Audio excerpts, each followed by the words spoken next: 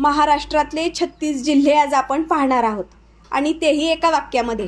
बघा, हे वाक्य आहे, अग कमल उठ, पाय धू, छान रस भजे चहा बनव।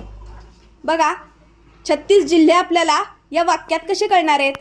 तर अ म्हणजे अकोला, अमरावती, अहिल्यानगर, ग म्हणजे गोंदिया आणि गडचिरोली, क म्हणजे कोल्हापूर, म म्हणजे मुंबई, ल म्हणजे किंवा ला म्हणजे लातूर, उठ उ म्हणजे उपनगर मुंबई, ठ म्हणजे ठाणे, पा य त्यामध्ये प आहे ते म्हणजे पुणे, पालघर आणि परभणी, य म्हणजे यवतमाळ, धू म्हणजे धुळे, धाराशिव, छान छ छत्रपती संभाजीनगर आणि न म्हणजे 3 आपण जिल्हे लक्षात ठेवणारे, नाशिक, नंदुरबार, नागपूर आणि नांदेड, र म्हणजे रायगड आणि रत्नागिरी, स म्हणजे सांगली, सातारा, सोलापूर आणि सिंधुदुर्ग, भजे या शब्दाचे जिल्हे आहेत, भ म्हणजे भंडारा आणि ज म्हणजे जळगाव, जालना।